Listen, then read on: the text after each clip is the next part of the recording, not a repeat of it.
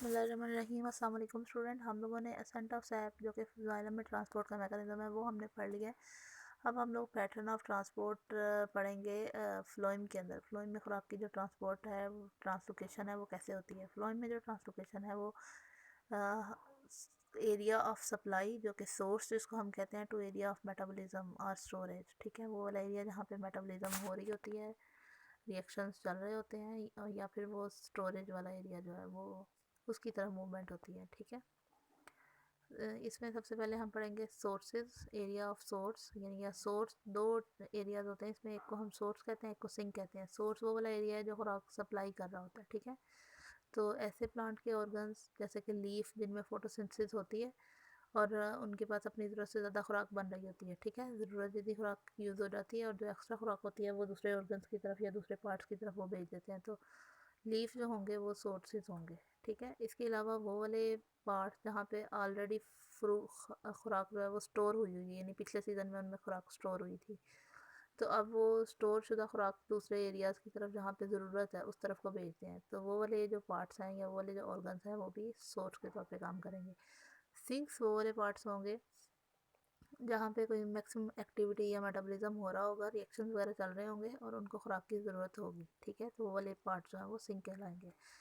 या फिर वो वाले ऑर्गन्स जिनमें इस सीज़न में खुराक स्टोर होने के लिए भेजी जाएगी, ठीक है, लीफ वगैरह या ऑर्गन्स दूसरे जिनके पास अपनी ज़रूरत से ज़्यादा खुराक तैयार हो गई है, अब उन्होंने दूसरे एरियाज़ की तरफ ट्रांसफ़र करनी है स्टोर होने के लिए, ठीक है। तो वो जो स्टोर करने वाले पहले सीज़न में ऑर्गन जो स्टोर कर रहे हैं जिनमें स्टोर हो रही है खुराक, वो सिंक के तौर पे काम करेंगे। अगले सीज़न में वो वाले सिंक्स जो हैं वो नेक्स्ट सीज़न के सोर्सेज बन जाएंगे, ठीक है, यानी वो अगले सीज़न में खुराक को ऐसे पार्ट की तरफ भेजेंगे जहाँ पे खुराक की ज़रूरत है। अब ये मैकेनिज़्म जो है फ्लोइम की ट्रांसपोर्ट का या ट्रांसलोकेशन का, इसमें मुख्तलिफ थ्योरीज पेश की गई कि इस तरीके से ट्रांसफ़र होती है, इस तरीके से होती है, ठीक है।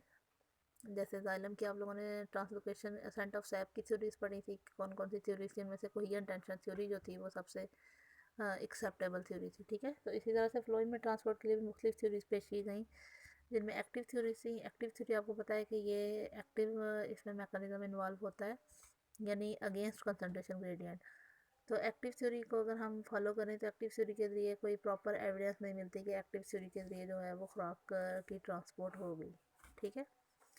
पैसिव थ्योरीज में से दो मेन थ्योरीज हैं जिनके बारे में हम देख सकते हैं। एक है डिफियन की थ्योरी और दूसरी है प्रेशर फ्लो थ्योरी। डिफियन की थ्योरी, डिफियन हमें पता है हायर कंसंट्रेशन से लोअर कंसंट्रेशन की तरफ मालिक्यूल्स की मूवमेंट है, लेकिन डिफियन का प्रोसेस बहुत स्लो होता है स्टूडेंट। 1 मीटर तक खुराक को चलने के लिए ना 8 साल लग जाएंगे, तो डिफियन का प्रोसेस भी एक्सप्लेन नहीं करता सोर्स से सिंक की तरफ की मूवमेंट, ठीक है। प्रेशर फ्लो थ्योरी जो है ये एक ऐसी थ्योरी है जो कि ज़्यादा एक्सेप्टेबल है। अर्नस्ट ने 1930 में इस थ्योरी को जो है वो पेश किया था। इस थ्योरी के मुताबिक एक ऑस्मोटिकली जनरेटेड प्रेशर ग्रेडियंट होता है। प्रेशर ग्रेडियंट एक जनरेट होता है सोर्स और सिंक के दरमियान में, ठीक है। सोर्स और सिंक के दरमियान में प्रेशर जनरेट होता है, यानी सोर्सेज वो वाले एरियाज हैं जहाँ पे ज़रूरत से ज़्यादा खुराक मौजूद है, और सिंक ऐसे एरियाज हैं जहाँ पे खुराक की ज़रूरत है, तो उनके दरमियान में एक ग्रेडियंट डेवलप हो जाता है। ग्रेडियंट आपको पता है डिफरेंस होता है, ठीक है, यानी एक पार्ट में कोई चीज़ बहुत ज़्यादा है और दूसरे पार्ट में चीज़ कम है, तो उनके दरमियान में ग्रेडियंट डेवलप हो जाता है, और वो ग्रेडियंट जो है वो डिफरेंस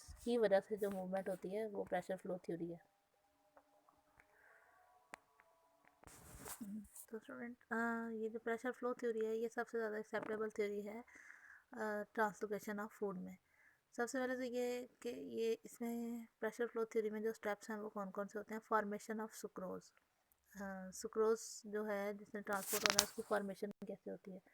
सुक्रोज जो है वो क्या होता है कि फोटोसिंथेसाइजिंग सेल्स जो हैं वो ग्लूकोज बना रहे होते हैं, ठीक है, वो अपनी ज़रूरत जितना ग्लूकोज इस्तेमाल करके बाद में ग्लूकोज को जो है वो सुक्रोज में कन्वर्ट कर देते हैं जो कि नॉन रिड्यूसिंग शुगर है।